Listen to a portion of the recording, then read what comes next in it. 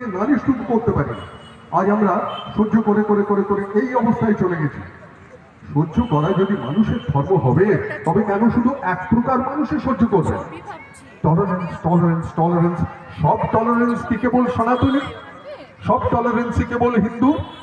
সনাতনী বলতে কিন্তু বৌদ্ধ, জৈন, শিখ ওরাও আছে। হিন্দু এই পাঁচ পক্ষ সনাতনী। তা ধৈর্য ধরার দায়, অন্যকে ক্ষমা করার দায়, নিজের সর্বশান্ত হয়ে গিয়ে যার কারণে সর্বশান্ত হলাম তাকে ভালোবাসার দায়, এ দায় আমাদের উপরে কে চাপালো? কেউ চাপালো না আমরাই ভালো হতে গিয়ে চাপিয়ে নিয়েছি? ঠিক সেই ভালো হওয়ার মনোভাব, ওভাবে ভালো হওয়া যায় না।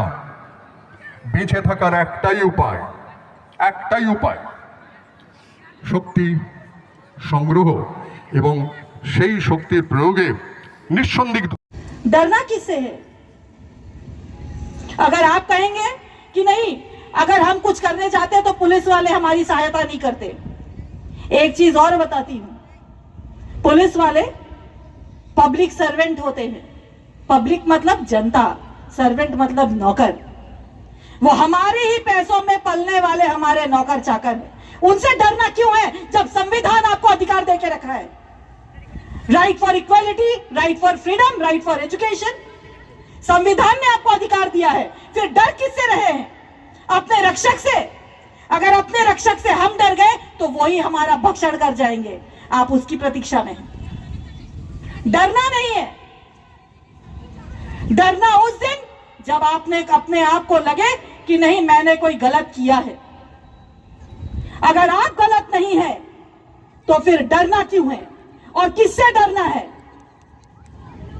हम 7 दिन में 7 देवी देवताओं का, असंख्य देवी देवताओं की पूजा करते हैं, अर्चना करते हैं।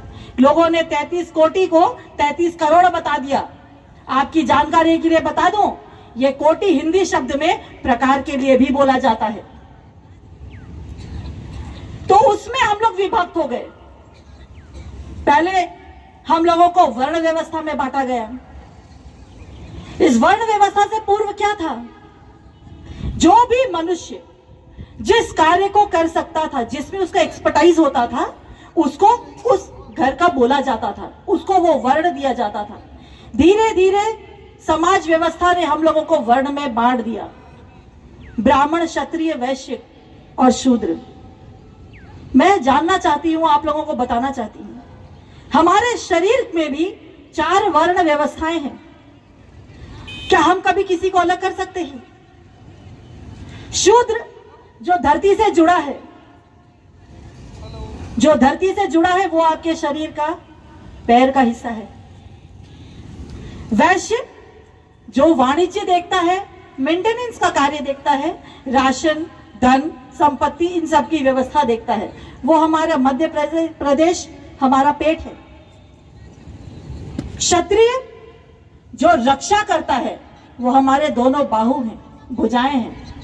और ब्राह्मण जो ब्रह्म द्वारा आचरण करने वाला, ब्रह्म का अंश, वो हमारी बुद्धि जो हमारे सर के भाग में स्थित है। इन चारों में से हम किसे काटेंगे और किसको अलग करेंगे? कहां महादेव बोलेंगे, कहां काली बोलेंगे, कहां दुर्गा बोलेंगे, कहां चामुंडा बोलेंगे, कहां चंडी बोलेंगे? अरे ये सारे के सारे 4 वर्ण आपके शरीर में मौजूद है। फिर कैसे पढ़ सकते हैं हम इन वर्ण व्यवस्था में? बाहर वालों ने आकर के हम लोगों को समझाया और कुछ पैसों के एवज में हमने अपने ईमान को बेच दिया और उसको वर्ण व्यवस्था के साथ जोड़ दिया।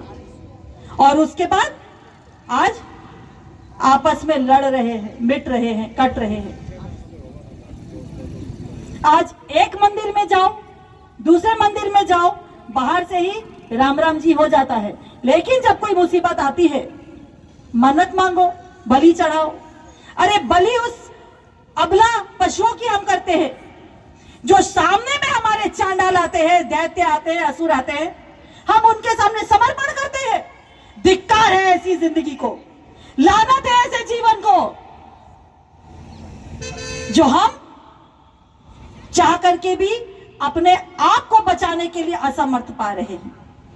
आज सुबह हम मंदिर में बैठे थे, ये सामने वाले मंदिर में कुछ माताएं हमारे पास थी, कह रही थी बड़े हास्य के साथ कि हम लोग क्या कर सकते हैं, हमारे हिंदुओं के घर पर तो लड़ने के लिए कुछ नहीं मिलता, लड़ने के लिए ताकत के साथ बुद्धि की आवश्यकता होती है। बुद्धि तो है ना आपके पास, प्रकृति तो पागल नहीं है, उसने आपको पंचतत्वों के साथ पूर्ण रूप में निर्माण किया है। उनके पास अलग क्या दे दिया जो आपके पास नहीं दिया? आपके पास जो नहीं दिया है वो है आपका अपने आप को मानना कि मैं कुछ नहीं कर सकता। ये भी नहीं दिया, लेकिन आपने छीन लिया, क्योंकि ये एक आलसी, एक कायर का चरित्र है। हम कायर बन गए हैं। कल 26 जनवरी है, कल सब तरह देशभक्ति के गीत उमड़ उमड़ के सुनने को मिलेंगे। फिर 8 महीने के बाद 15 अगस्त, उस समय देशभक्ति का फरमान चलता है और परवान इतना चढ़ता है कि सारे के सारे भगवा ही भगवा में दिखते हैं। लेकिन उसके बाद ये देशभक्ति कहां खो जाती है आप लोगों की? क्यों खोती है? ये देशभक्ति कोई एक दिन का आने वाला उबाल या तूफान नहीं है। ये कभी भी किसी भी क्षण आपको बुला सकता है और आपको जाना पड़ेगा। अगर आप तैयार हैं तो, अगर आप इस बात के लिए तैयार है कि नहीं भाई मैंने पासपोर्ट बना लिया, कल सुबह अगर मुझे पता चला कि मुझे भारत में जाना है तो मैं अपना वीजा अप्लाई कर दूंगा, तो बात और है। लेकिन अगर आपको लगता है कि हम स्वतंत्र भारत में हैं, तो इस गुलामी की जंजीरों को तोड़िए। वो बेड़ियां बाहर नहीं है, वो कोई आपके शरीर को बांध के नहीं रखी, वो आपकी मानसिक बेड़ियां हैं। उन बेड़ियों को तोड़िए और आजाद और स्वतंत्र भारत में खुलकर श्वास लीजिए।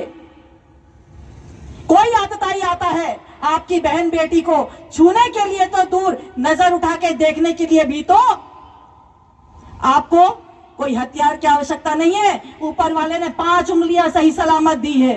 निकाल दीजिए उन आंखों को उनके शरीर से। आपके पास 2 हाथ हैं, उखाड़ फेंकिए उन हाथों को जो आपके बहू बेटियों के दामन को छूने की कोशिश करते हैं। ये भारत भूमि सिर्फ मिट्टी का टुकड़ा नहीं, ये हर उस नारी के अंदर है। हर एक नारी में मेरी भारत माता है। ये काली, दुर्गा, चंडी हम पूजा करते हैं। इन पत्थरों की मूर्तियों में क्षमा कीजिएगा, मैं किसी की आस्था को ठेस नहीं पहुंचा रही। आज हमारे समक्ष इन मूर्तियों को वो तोड़ के ले जा रहे हैं और हम क्या करते हैं, मार खा के पुलिस वालों के पास या अस्पताल में पहुंच जाते हैं। ये उत्तर नहीं है। उत्तर है अगर वो एक मारे तो आप 10 को मारिए। अगर उसकी मां ने दूध पिलाया है तो मेरी मां ने मुझे बकरी का दूध नहीं, शेरनी का दूध पिलाया है, क्योंकि भारत माता की तस्वीर आपके सामने है। और देखिए उनके साथ कौन सी वाहन चलती है।